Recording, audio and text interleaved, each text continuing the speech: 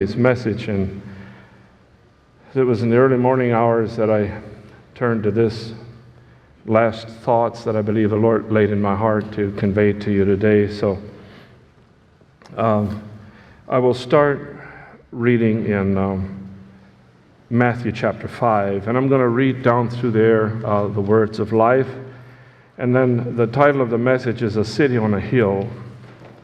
A city on a hill. And I know that sounds perhaps kind of odd to have a title of that nature, but Jesus refers us to, or his children, to people that are like a city on a hill. And I want to give a little bit of thought to that. As a city on a hill, when you travel through Israel and you travel through a lot of the places over there, you notice that most of the cities, which would have been in context of what this is written, are cities that are on hills. And one of the reasons that the cities were framed and decided to be on hills, and this is often Canaanite cities, was because they didn't have the technology that we have today. There was no surveillance, there was no satellites, there was no way of seeing the enemy when he approaches, so the cities were put on top of a hill. And when they were on top of a hill, they could see the enemy and approach. And so they were decided, that was often decided, almost all the cities that I have been in, with the exception of maybe several of them, are cities that are built on a hill. And when Jesus referred to his children, he gives reference to his children as being a city on a hill. So when we look at a city on a hill, it means that it is a city that is built in a place where it's easy to see, where it's not secluded, where it is highly visible, and it also is a city that has lights. And so a place of refuge would be, you look up to the cities that have lights, which are basically all of them, but then there was a protection, and they saw you coming. They were well equipped with visual, not aid, but they had watchtowers around them at many places, and they watched if there's the enemy approaching, that they could call out and alert the people. And Jesus calls us a city on a hill. So I'm going to leave it at that, and then we're going to go through Matthew chapter 5, and I want to go down through here. And I actually wanted to start down by verse close to 14. What this message brought this message to me was basically the song that was just written, and it was something that moved my heart, and concerning light. And so I'm going to speak a little bit about that today. But in starting with that context, I would actually like to start in verse 14, but I won't because of the beauty of what is written beforehand, which are the blesseds. And seeing in chapter 5 of Matthew, verse 1, and seeing the multitudes, he went up into a mountain. And when he was set, his disciples came unto him. And he opened his mouth and taught them, saying, Blessed are the poor in spirit, for theirs is the kingdom of heaven. Blessed are they that mourn, for they shall be comforted. Blessed are the meek, for they shall inherit the earth. I have something that I think I should share in this. There was a man some years ago, he was taken on a business deal, very seriously taken on a business deal. He came back from the mission field, and he made an investment, actually mortgaged his home, as an older man, and he invested in this business under falsified documents that he tried to research to find out if they were real, and the business looked profitable enough that he decided to put a lot of all his savings and then even mortgage some of his home into this business that ended up having falsified documents. And it ended up just like not even a year later, the thing failed. And it was basically everything that he took, everything that he had was at the threshold of being taken from him. And this is somebody that I knew quite well. It was actually kind of a distant neighbor. Actually, it was a place where, it's just west of where I live. And I tried to come to his aid, having been very, very poor at that time. I didn't have much at all because I was almost in the same shape, just simply because of preaching the gospel. I became very poor. And so we had a talk, and in that, the Lord produced something beautiful out of it and took care of his needs and took care of my needs. Later on, there was oil and gas thing that was going on where they had what is called the Rose Run sands that were hit. And he had a well on his property that produced one of the highest producing wells that were in the whole community. And it was a really highly profitable well that they took semi-loads and semi-loads even every day. They took it out of there. And then I called him up and I said, "Hey, I heard you have a phenomenal well, and the Lord is taking care of your needs in that." And this is what he said: "The meek shall inherit the earth." He was accused of wrongdoing. He really was. I mean, it was a big issue in this community. It was a really big issue. It became like a city on a hill almost. And they really looked down on him but he was careful what he said. Didn't say a whole lot. And he took a lot of the blame. And then God returned it at the end. And then he said, "The meek shall inherit the earth." And I gave that verse a lot of time to think about that. And that is exactly what it is. Meekness is the maturity of humility. It is even beyond humility. It is a mature place where you can walk in such humility that you'll actually be able to stand. In humility, often you bow and bend and are crushed. But in meekness, you are crushed, but you're able to stand, not in self-defense, but in defense of God, and that which is right. And so Moses was the meekest man on the earth, and he was the one that said it. It wasn't written about him. He was the one that said, "I am the meekest man on earth." Only a meek man can say that. I thought this is such an example when you look at this. Blessed are the meek, for they shall inherit the earth. God will bless the ones that are meek, and the earth will be one thing that they will benefit from. Blessed are they which do hunger and thirst after righteousness, for they shall be filled. Blessed are the merciful, for they shall obtain mercy. Blessed are the pure in heart, for they shall see God. Blessed are the peacemakers, for they shall be called the children of God. Blessed are they which are persecuted for righteousness' sake, for theirs is the kingdom of heaven. Blessed are ye when men shall revile you, persecute you, and shall say all manner of evil against you, falsely for my sake. Rejoice and be exceeding glad, for great is your reward in heaven. For so persecuted they the prophets which were before you. Now this is the verse that I would have really liked to start, but because of the beauty of all the blesseds, I decided to go all the way to the top. Ye are the salt of the earth, but if the salt has lost its savor, wherewith shall it be salted? Is it thence or therefore good for nothing? It is therefore thenceforth or therefore good for nothing, but to be cast out and to be trodden under the foot of man. Ye are the light of the world. A city that is set on a hill cannot be hid. Men, or neither do men, light a candle and put it under a bushel, but on a candlestick, and it giveth light unto all that are in the house. Let your light so shine before men that they may see your good works and glorify your Father which is in heaven. I will focus mostly on this first verse, or in verse 14. Ye are the light of the world. A city that is set on a hill cannot be hid. It is amongst Christianity like an apology that I apologize, but I'm a Christian. I do not believe in homosexuality. I apologize. I'm a Christian. I cannot do this and I cannot do that. There is this within the nature of so-called Christians today that are very apologetic for what they need to stand for. And we're coming to an end of time, the end of the world, where if there was ever a time that these cities become beacons on hilltops and that they have a declaration that we are different. We are not same as what goes on out there. We think different. Our thoughts are different. We don't think the same way, nor do we need to apologize that we think different, because we have the mind of Christ. There's a difference.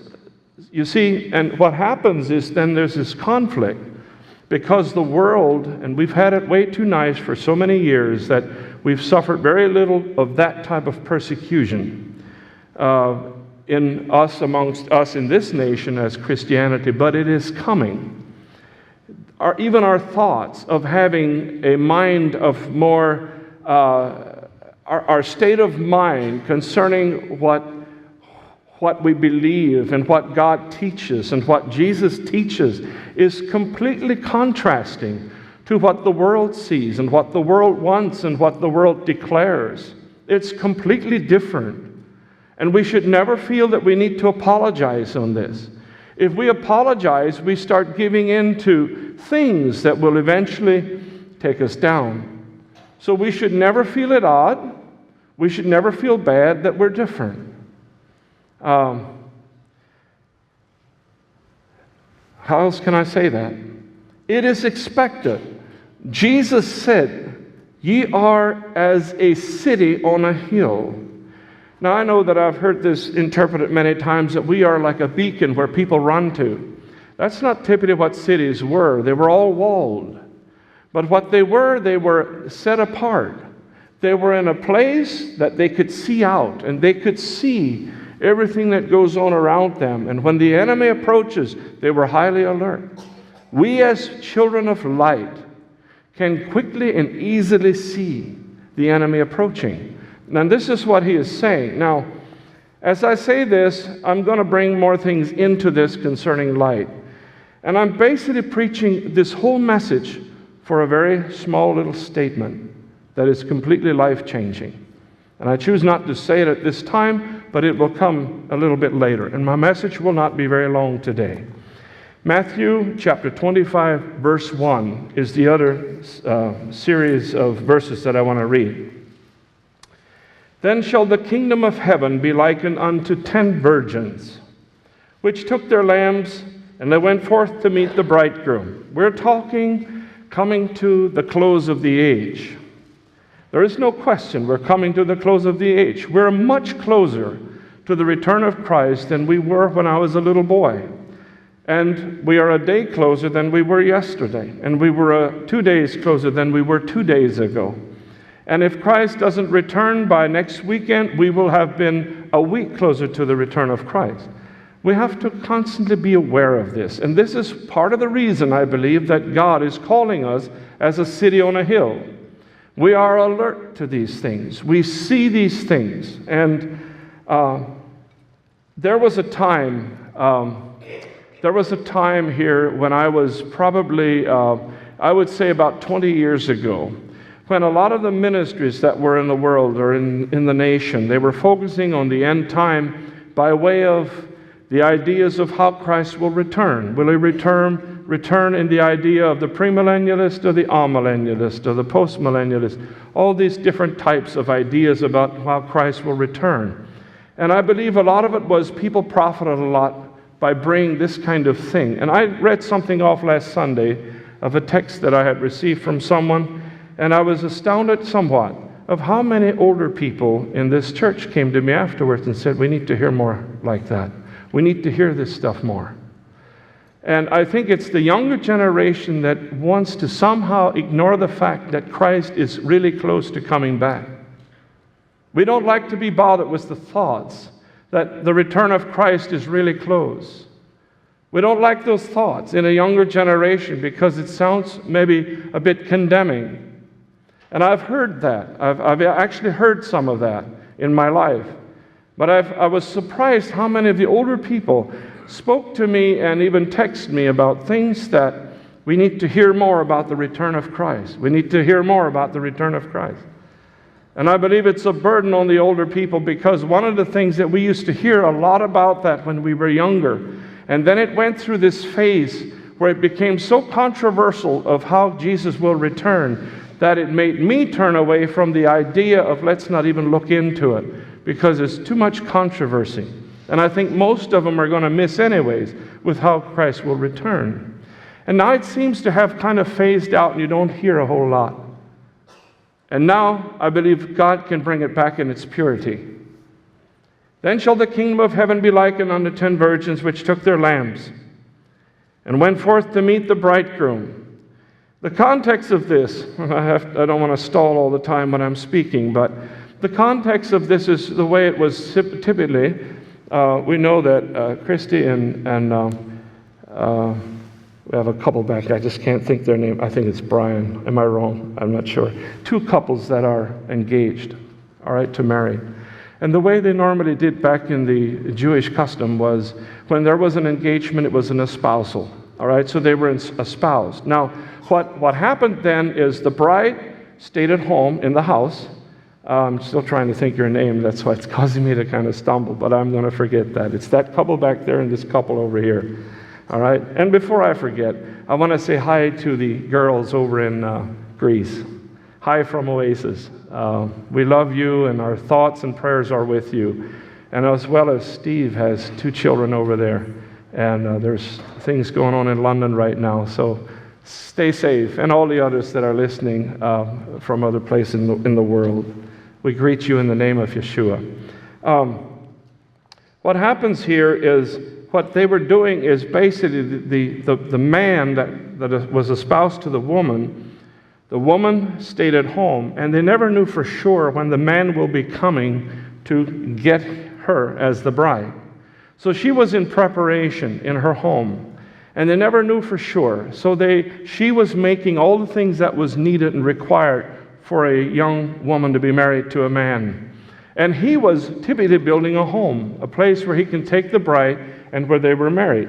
And the bride never knew for sure when he will come. But when he did come, there was a lot of noise, and they heard it in the distance, and there was a cry that went out, and they said, "Behold, the bridegroom comes." It was a celebration. They came with the horses, and they came with the chariots, and however their transportation mode was at that moment. And they had like drums, and they had musical instruments, and they had trumpets, and they made all kinds of noise. And if you can imagine this, every night the bride went to bed thinking that, will he come tonight? I don't know for sure. I just don't know. And it was that one night, sometime, that the father of the home perhaps alerted the bride really quick and says, "Hey, he's on his way. He's coming." And they got up and they celebrated. This is the context of what this is written. All right? Now I go back to verse 1 again. "Then shall the kingdom of heaven be likened unto 10 virgins, which took their lamps and went forth to meet the bridegroom." What happened then is, as the bridegroom was coming, the virgin quickly, she got up and she got dressed. She did whatever she was in her presented clothing that was all made for this event, and she started heading that way. Sometimes there were servants that they send ahead and said, "He's on his way, he'll be in your house tonight." And so they met somewhere on a road. 5 of them were wise, 5 were foolish. They that were foolish just took their lambs. Now, there's a little bit more to that verse, if you can read that, but that's basically the meaning. They just took their lambs, no oil with them. All right? They did not need oil, didn't think they need oil. All they need is lambs. Those were the foolish. All they take is lambs. They're not looking for oil. Because what does oil do me anyways? What is it for? Oil is just a drag. I just need another container to walk with it, and it'll weigh me down. So I'll just take my lambs. That'll be sufficient. All right? That's the context. But the wise took oil in their vessels with their lambs. So they had vessels that had oil in it, but the others did not have, obviously not vessels that had oil. While the bridegroom waited or tarried, they all slumbered and slept, which is typical at night. That's what they do. And at midnight there was a cry made, "Behold, the bridegroom cometh, go ye out to meet him." Then all those virgins arose and trimmed their lamps, and the foolish said unto the wise, "Give us of your oil, for our lamps are going out." Probably had them on during the night, and they went out. They looked and they said, "Give us of your oil. We can't see. We can't see. We don't know where we're at. We can't go. We can't parade down the road. We don't know. We are out of light. Please give us light." Now, I'd like to say this way. We are close to the return of Christ. We know that. I think everyone here knows that. But what do you know, or what do I know about his return? Do we think that maybe it's not necessary to really know anything about his return? Really, maybe not. And I kind of had those leanings for some years. But I believe the Lord is straightening that out in my heart and saying that's not the way it is. And I'll read some verses to show you that I was wrong in that thinking. We need to be aware that we are in the end time. And we need to be fully aware that there's things that are going to happen at the end time that will affect all of us and have already. So the foolish said unto the wise, give us your oil. What does oil do? Give us light. He said, what do you know about this? What do you know about the return? What do you see? What is in your eyes? What do you perceive? It's basically what they were saying. We can't see. We really don't know. What do you say? With the oil, the illumination that you have, the revelation that you bear in your heart, and your desire to know God and even to know about His return, what do you see? That's basically what the foolish were saying. But the wise answered, saying, not so, lest there be not enough for us and you. But go ye rather to them that sell and buy for yourselves. So they went. They tried to gather things and maybe get ideas and opinions and so forth for something that will give them light on the bridegroom's return. And while they went to buy, the bridegroom came, and they that were ready went in with him to the marriage, and the door was shut. Afterward came also the other virgins, saying, Lord, Lord, open to us. And here's an astounding verse that I've never really caught this way. But he answered and said, verily I say unto you, I know you not. I know you not. They had the lambs. They knew how to trim them. But they had no vessel with oil, and God did not know them. I know you not. I never saw that part, that I know you not. Maybe I have. I've read it numerous times, but it never really registered. That it's not just a matter of having oil and not oil. It's a matter of the ones that had no oil, God did not know them. They had lambs that were virgins, just like the others. They knew how to trim. But God did not know them. And if God did not know them, they did not know God. It's a twofold. They thought they knew Him. They all had lambs. They all had, or where was the oil in the ones that didn't? Now I turn to Luke chapter 21, verse 25. And there shall be signs in the sun and in the moon, and in the stars. What does this mean? What does this mean? After all, Jesus said it. Jesus, the one that will return, made this statement. There shall be signs in the sun. There shall be signs in the moon. And there shall be signs in the stars. And there shall be signs upon the earth. Nations will be in distress, with perplexity, the sea and the waves roaring. About 2 of the highest category hurricanes just came through here. What happened? The sea and the waves were roaring. Some people say, well, that's spiritual. Tell me what the spiritual sun and the spiritual moon and the spiritual stars are. That is what it says. There will be signs in the sun and in the moon and in the stars. This is something that these older men wanted me to expound on. And it's important that we hear this stuff, they said. We've walked away, we've kind of turned away from this because there's people that don't like when we speak about the end time. There's people that are uncomfortable when we speak about hell. But it's real. It's real. Either you are going to heaven or you're going to hell. And we know that in this generation, Christ will return. That's in the New Testament, New Covenant generation. Christ will return. The Bible says so. Men's hearts failing them for fear and for looking after those things which are coming on the earth. For the powers of heaven shall be shaken. The powers of heaven shall be shaken. Lord, give us light in what all this means, lest we are like vessels or without vessels and thinking we don't need oil for illumination or light or awareness of His return. One thing that we know, that at the end, some people of God's children are going to be discouraged and they're going to throw in the towel and they'll never make it. Bible is clear on that. We're living in that day when that tendency is here, that it's just too difficult to be a city on a hill. It's just too difficult to be separated unto Christ. It's just too difficult. Things that offend you, things that will offend you.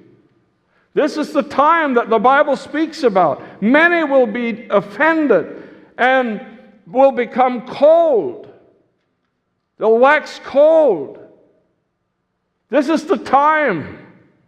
We have a lot of things in our arena of technology and science and so forth, more than we've ever had. And there's the design, I believe, that is satanic, that will distract God's true believers and will make them so that they do not feel that they should be like a city on a hill, but try to be like everyone else in their thinking patterns, not have thinking that is different. We don't think like the world, my friends. There's a stark contrast. We don't believe the same way. It's not designed. We have the mind of Christ. We're like a city on a hill that is aware of what goes around it, and it has walls around it, so the enemy cannot come in. This is where we are. This is who we are. We are different.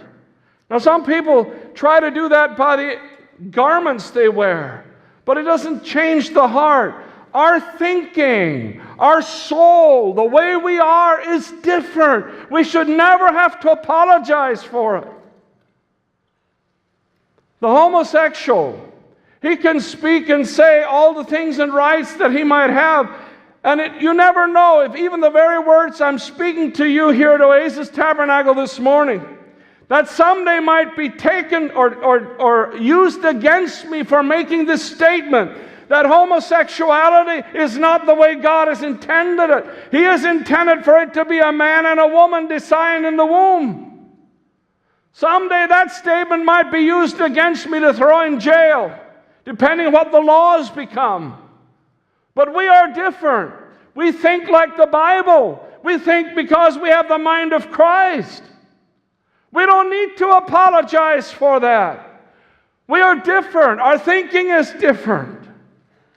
We belong to a different kingdom. Our kingdom is not of this world.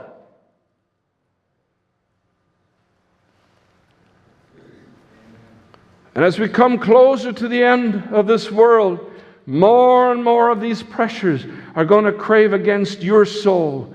And that thing is supposed to discourage you and make you run into a place that you are like everyone else. To make you quiet, where you will not speak against those sins. It is such a prevalent thing today in the day that we live in. See, I remember when I first started preaching, you just didn't have these types of things. I remember many times that I had in preaching and altar calls where people came to know Christ. They were living in fornication or in adultery. Today, you hardly hear about the word adultery and fornication because it's so accepted. You can be part of a church and live in all of that. That's the day we live in. Somehow, fornication used to look really, really bad. Somehow, it's so accepted. It's sin. And the Bible says all fornicators cannot get to heaven. We're a city on a hill. It's different with us.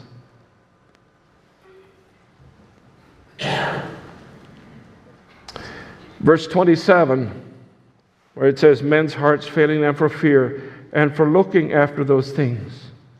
The perplexity and the awfulness that's happening in the world is going to even cause heart failures. Now, excuse me, I don't know when we can point to that, but my wife has, ever since we've had electricity, has always wanted to have a little scanner in our house so that we hear all the emergencies that happen, because we live kind of in between, right close to the county hub, and the hospital is on the other side. And she had that curiosity, and all our children live east, and all the people we know kind of east, and so forth. And so we had that little scanner. It's many times that we hear, just last week, even a 30-year-old with heart issues, and a 50-year-old dying because of heart. Now, I don't know, is it because of these fears or not, but perhaps it is because of some sort of stress. We're living in real stressful times when men will have to be under a lot of stress for the work and so forth. It's just the way it is. Verse 27, and they shall see, and it says, powers of heaven will be shaken. Verse 27, and then shall they see the Son of Man coming in a cloud with the power and great glory. And when these things begin to come to pass, how did you interpret this next phrase? Then look up and lift your heads. What does that mean? There's two meanings I get out of this. You'll stumble at the one, and the other one is probably one that you won't stumble at. When we think of the end time coming, lift up your heads, redemption draweth nigh. The other thing it says, lift up your heads, or then look up. Open your eyes and look up. What was the beginning part of the verse? The beginning of what I just got done reading, just back about 3-4 verses. And there shall be signs in the sun and in the moon and the stars. Is it telling us to look up? There will be some signs that will be quite obvious that his return is close. It could be that as well. Because we know that shall happen. Now, I'm not referring or giving reference to what some people are calling this September 23rd thing that's happening. It's an unusual happening. I'm not referring to that necessarily, but I do know we live in the end times. And we really live in the end times when we hear all the trouble that has surrounded the earth. In these last days, like I said, that thing that I read off last Sunday, that was Reuben Beachy that sent it to me. It's alarming. Now in 1 John chapter 1, verse 7, but if we walk in the light as he is in the light, we have fellowship one with another. We're talking about light. If we walk in the light as he is in the light, he is being Jesus, we do have fellowship. And the blood of Jesus Christ, his Son, cleanses us from all sin. Then spake Jesus in John chapter 8, verse 12. Then spake Jesus again unto them, saying, I am the light of the world. He that followeth me shall not walk in darkness, but shall have the light of life. Here it's giving us instruction of being the light and life. They that follow Jesus will have light, and they will have life. They that follow him. Now I go back again to the verse, which is the key little thing that I want to leave with you today. Tremendously challenging. Matt, when he was writing this song, texted me this little phrase that the Lord gave to him, I believe, through revelation. And I told him he needs to tell the church this, and he just refrained from it. So I didn't tell him I'm going to use it this morning, but it's such a strong phrase and life-changing phrase that I think we all need to hear. The Bible says, ye are the light of the world. It doesn't say ye are the right of the world. See, the carnal person always wants to be right, and he'll do anything to be right.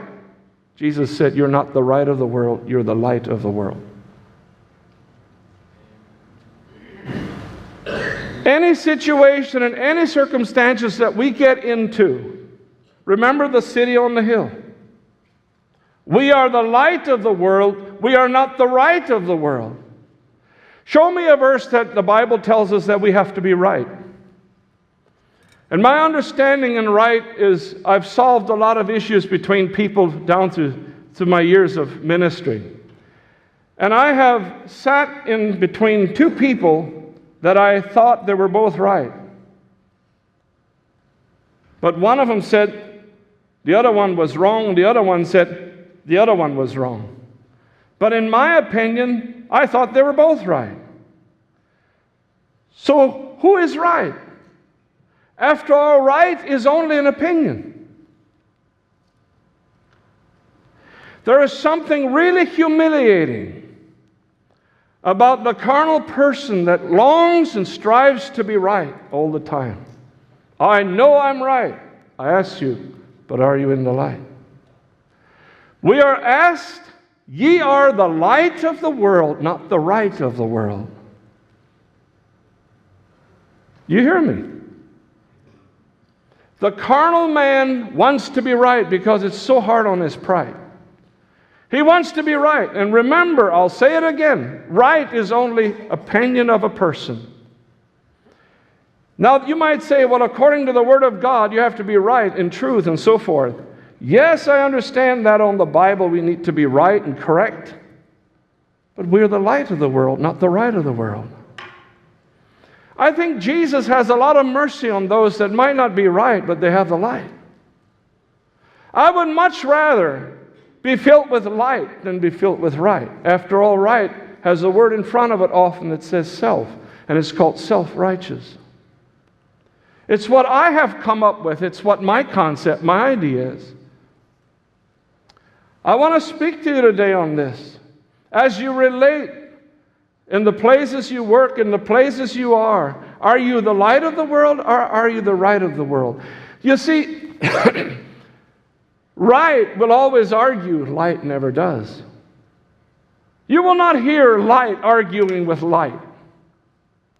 Nor will you hear light arguing with darkness. But right will argue.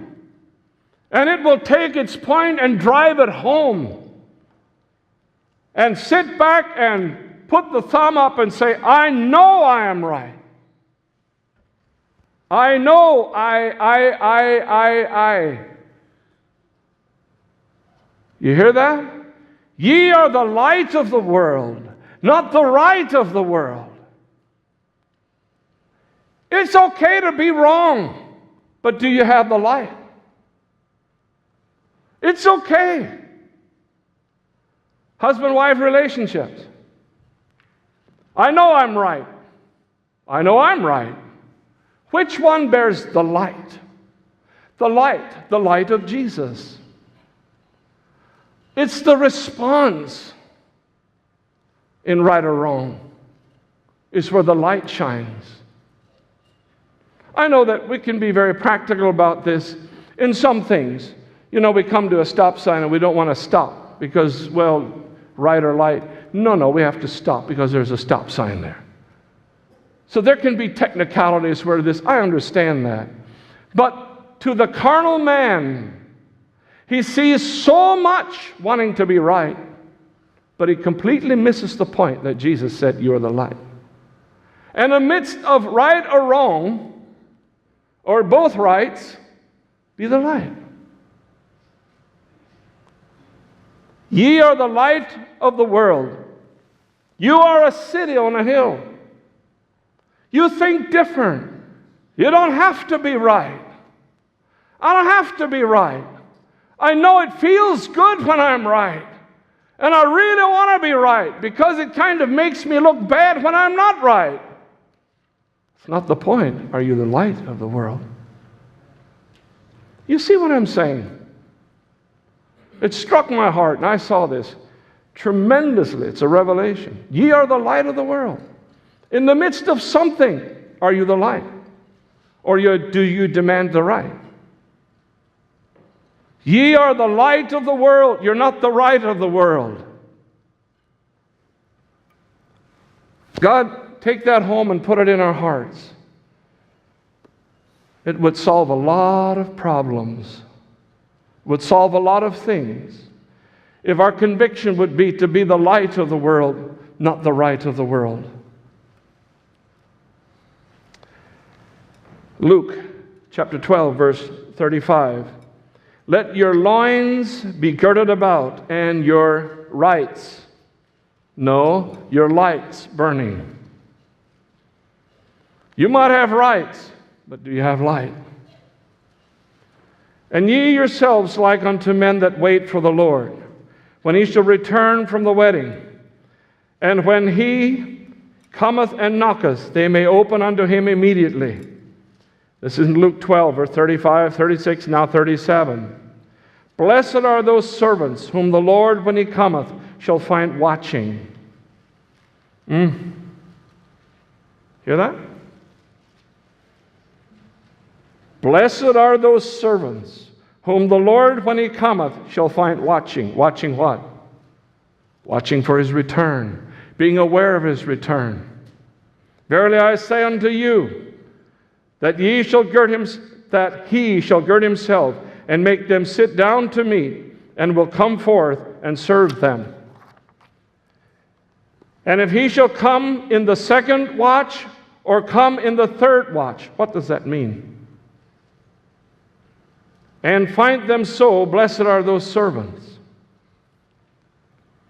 And this know that if the good man of the house had known what hour the thief would have come, he would have watched and not have suffered his house to be broken through. But be ye therefore ready also, for the Son of Man cometh in an hour when you think not of. The Son of Man's return will be at a time when you really will not think about it.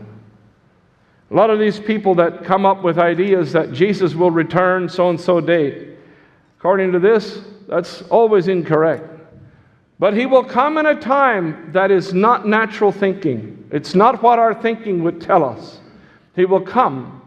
And he tells us that we need to watch and be careful, lest he come as a thief in the night. Let's not be ignorant of it. We are people that think different.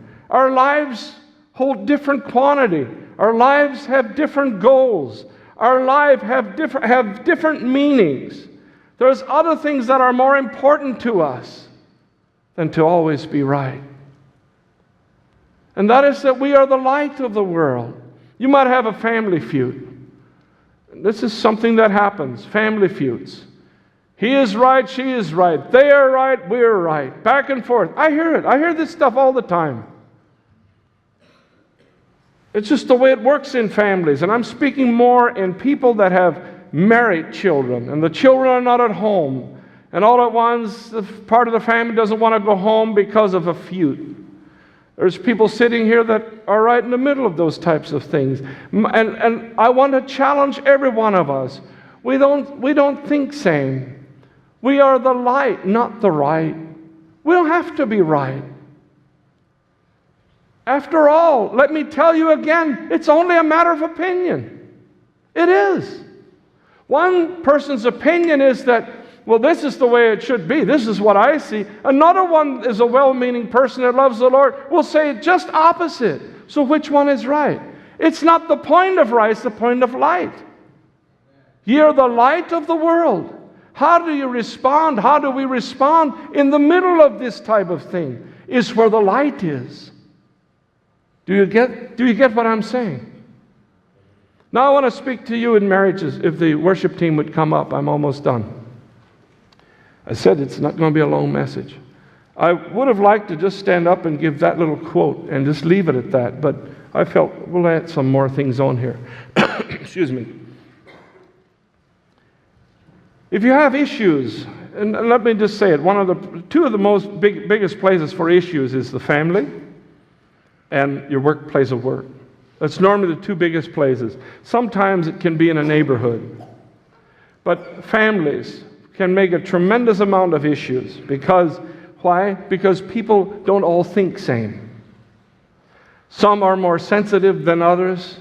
Some seemingly are always, they're always the ones that feel that everyone's against them. And so they're much more conscious, and they want to find every little thing to perhaps justify their opinion. And I challenge you as people here that are here today and people that are listening, you don't always have to be right. In fact, I would like to even say that I think it's more important to stay away from that. Don't come to a place where you have to demand that I know I'm right, I know this is what I see, this is the way you are, I know it, that's exactly what I see, and I know I'm right. How many times have I heard those things? My thing is, you're the light of the world, not the right of the world. Have you handled the situation correctly by being the light?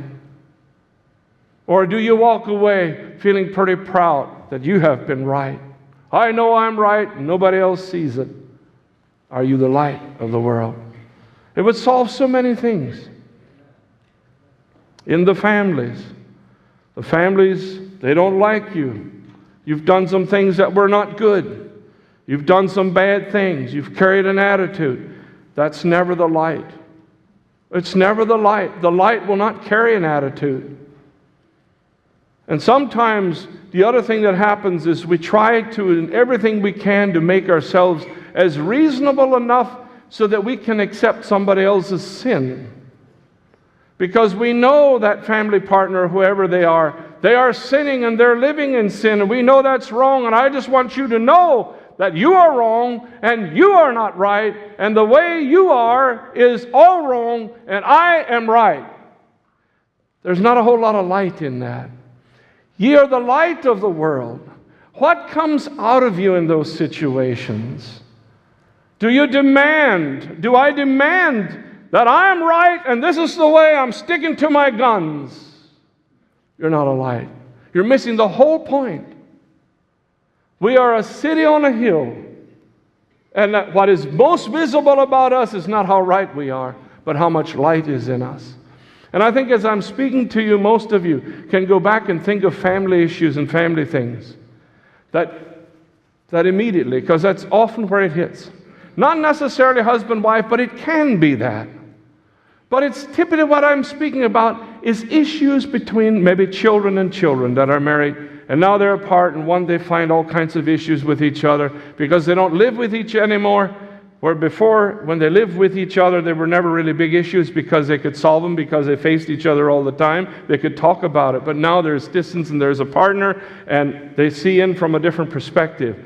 And so we like to stick to our guns and say that I know I'm right and I'm not giving in to this and this is the way it is. Is it really? Is it really? Family issues. Family issues. Ye are the light of the world, not the right of the world. Do you hear what I'm saying? I have walked into these situations where I have seen mad people brought together, and I was supposed to solve this. I remember years ago I was brought into a situation where they were planning a street fight, and I got alerted from somebody wanted me to be a representative out in Millersburg in the streets during the night. They wanted me to be a representative of their side. And I'm talking the difference between, I believe it was somebody, there was like two groups of families that were mad at each other. I mean, they were really, really mad. And I know that my thoughts were at that time, if I could just be a beacon of light. And I didn't see this truth here. But if I could just be a beacon of light, that they could see that we don't have to fight with fists. But that I could just somehow show that we are the light of the world and we don't have to approach it in this way. They both were right. You know what I'm saying? It's a matter of opinion. It's the way it is. Husband-wife issues. I mean, normally they have some things. Well, he did this and this and this. She did this and this and this. They're both right. That's what they did. But who is the one that bears the light? Who is the one that brings light? The light of Jesus. The light of who Jesus is. Who is the one that bears that vessel? And that's a vessel that is never to be empty and out of oil. That's a vessel that needs oil. It needs to be filled so that there is the presence of Jesus there. Who is the one in the midst of the problem? in the midst of the trouble that bears the light of Jesus in your family? You might say, I am. You're probably not. Because light doesn't do that. Light is never demanding. All it does... Eric, can you take the light completely off in here? If a child starts crying, then you can put him back on, but just take the lights completely off. Let's see what light does. It gets brighter, and now it gets dimmer. Who knows who's sitting next to you or behind you? There's no light. If it wouldn't be for the projectors, there probably wouldn't be almost any light in here. So when it's dark, you start imagining. People that walk in darkness go by their imaginations. They don't go by the light that is shown from Jesus. They dwell on imaginations, and imaginations speak. And they will convince you of things that are not. Now let's see what happens when the lights come on. Put them on real slow and let's watch how darkness goes away. Light consumes darkness. Let's put them on. All at once you're going to see some things. And you're going to see them the way they are. You already see some faces. You already know now who is sitting where you were wondering who is there. Because light is coming. Darkness is fleeing. When you're in the light, you will not imagine because you see. When you are in darkness, you have to imagine. And imagination is a nation on its own. It'll take you down the wrong road. You'll imagine things, you will think things, and now you're convinced and have absolutely no evidence. But we don't think that way. That is not us. We are the light of the world. We're like a city on a hill. Because of light. Light affects us. Light gives our eyes spiritual eyesight, not imagination. Nobody's imagining anything right now because you all see, because there's light here.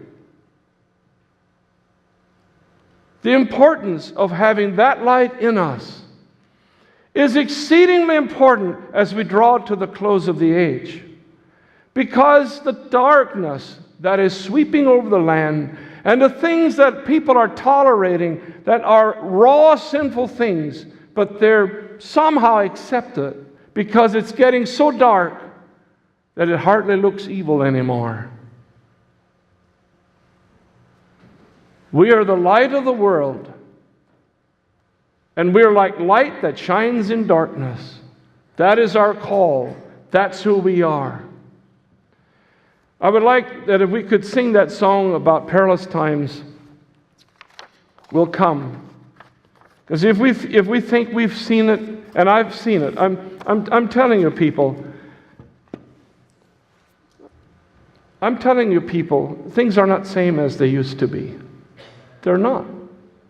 They're not. I remember the time when I was in New York City doing street work, up on the streets. And I just heard that there are some things that they call homosexuality, but you never see it. But there is something like it. Never saw it, but there is something like it. And we saw it right on the street. And the ugliness and the disgust and the burden that was on my heart, the awfulness of what I just saw. Now we go about 25 years later, and we travel through some of the cities. It's as prevalent. It's completely prevalent. And it's acceptable to the world. It's acceptable even to church. There's a church not very far from here. Just had a vote the other Sunday, several months ago. It's a church where I have a relative that goes there. They just voted on whether to accept homosexuality in the church. And it passed not to accept it, and over 100 people left.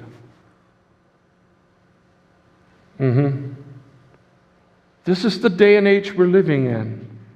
Right now, we don't have to suffer yet to stand for what's true and to stand for what's right. But we need to be the light of the world. And some of us will say that, well, what type of church was this? Yeah, there's actually 3 other churches did the same thing. They lost a huge amount of people as well. Well, it's probably some Episcopalian church. No, it's actually Mennonite.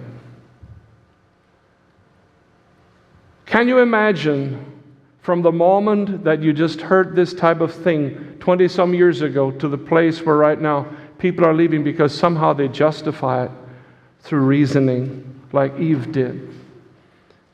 People, we better stop being offended with each other and stand and be filled with light, because the days are going to get a lot worse. If He will prolong His coming, they'll get a lot worse, and our focus should not be in here. It should be out there. If you can't get along with your fellow family, then you probably have a problem that you'll not be able to make it at the end. If I can say this, you'll need all the light you can get. And that light is Jesus, because Jesus is the light of the world. Now He calls us to be that. It's time that we walk in the light as He is in the light, so we can fellowship. Yeah? Does it make you uncomfortable if I say you have to be right? See, we hinge a lot on that, but it's the soulish part of man. It's always the soulish part of the man that insists in being right. Whether it's family issues, whether it's business issues. You know, I understand. We have to be right at times on certain things. There is some right in material things. If you turn the key backwards in a car, it won't start. So there's a right and a wrong way. But you know the context I'm speaking about. Has to do with basis of opinions. My opinion, your opinion. His opinion, their opinion. Back and forth. I know I'm right. I know I'm right. Are you in the light? Are you in the light? Right after that incident happened between you and a fellow employee, or whoever, I'm saying fellow, it's just an example, or your wife, right after that incident happened, who was the one that bore the light? Who was the one? Many years ago, I had relatives. I can't go much deeper than that. 2 relatives. One was a Christian, the other one was not. And they were helping each other on a little project. And the one got mad. And did he ever get mad? He was mad. He was shaking all over. And I stood there and I saw this whole thing. I was not involved in it. I just saw it. And I mean, it was nasty. And I didn't know what to say. And then the one looked at me and said, "Wayne, well, what do you say?" And then I just said like this: if I would know which one of you would be a Christian and which one wouldn't be, your worlds were just reversed today. The one that wasn't a Christian had the good light or the attitude. The other one didn't. That's all it took to solve that problem. Took a lot of courage. I was just young married, and I saw this, but it made me shake. It was that severe. And I looked at that thing and I just thought, oh my goodness, the man that is not a Christian needs to be won to Christ. But the one that says he is a Christian, he is the one that is doing all the damage. He didn't have light, but he was right. Or was he? People, take this with you when you leave home today. You don't have to be right. My right is His righteousness anyways.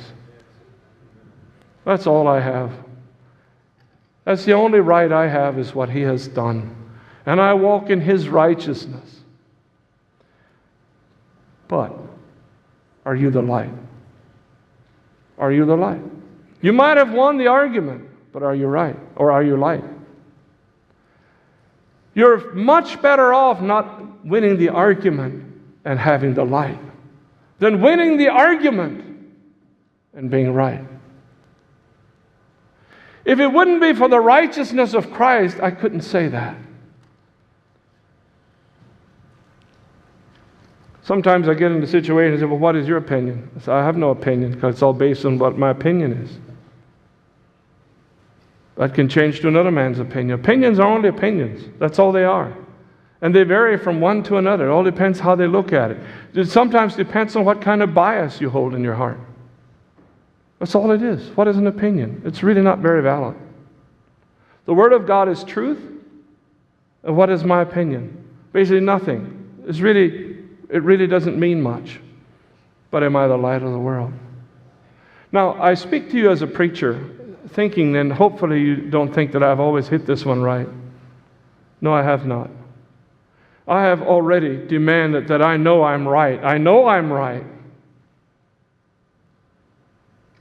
But what was missing in me was light. If Jesus would judge me at the judgment seat of Christ, and He'll go down the categories of right and wrong, how many times I was right, how many times I was not. Or He'll take another category and judge me how much light was in me. Doesn't the Bible clearly state that the foolish virgins had no light?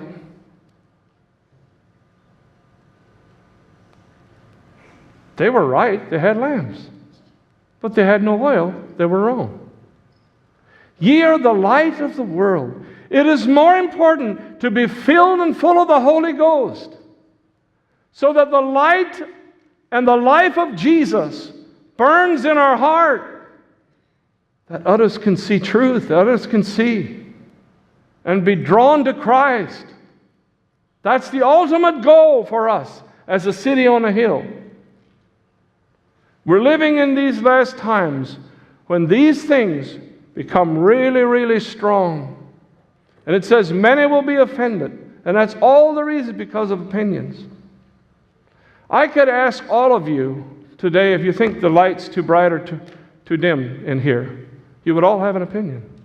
Which one is right? Some of you would say, a little brighter, it's too bright. If you think it's too bright, you need to stand where I do. It really is something to get used to.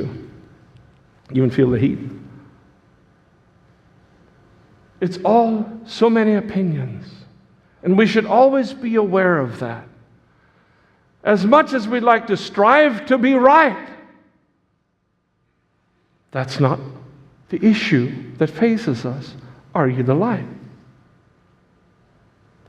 This is not something to necessarily come to the altar and repent of, but it's something to take home and live by.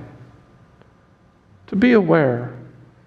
In the midst of so much conflict that is in this world today, so much opinion, there's probably some people in your families that are totally okay with certain lifestyles of between a male or between a man and a woman or between an unmarried. There's probably all kinds of opinions. And you might at times think, I've got to somehow stick my finger in that and set them right. Just be a light. Just be a light. I know that in my sinful nature that I was in, when I was a sinner, really bad sinner, and I was unfaithful and so many sins that I was in, I could quickly and easily pick out who the ones were that had light, because they were never judgmental. I remember the day when I'd sit under messages and I'd hear them come across and I just, that was a lot of good words, but there was no light in it. I was not drawn at all, because it was about being right. Then I hear these, sometimes it was actually a very, very simple message that won me to Christ, but I saw light. I saw light. I saw that is a person that I could confess every last sin that I'm in. And I wouldn't have to feel threatened by it. That person will go and tell everyone else. I know that I could tell everything that I am to that person, because he was full of light that won me. There's others that were great eloquent speakers. Some of them that came from distances and were known as evangelists and travel and all that. I sat in the midst of that as being a completely evil, ugly sinner. I mean, unfaithful in so many things, not an ounce of conviction. Why? It was all right to the natural man, but there was no light. I was threatened. I felt I was threatened. I could never tell my sin to that person because everyone would know it right now. And he wouldn't have mercy on me, but probably put his arm on me yet and just destroy me. But when you have light, people are drawn to it. They're drawn to it. They're not drawn to it when you're right, but they're drawn to you when you have light. Remember that. We're living in perilous times. The end is close.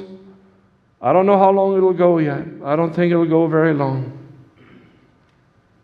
But it's really close. There's a lot of things in here that are being fulfilled.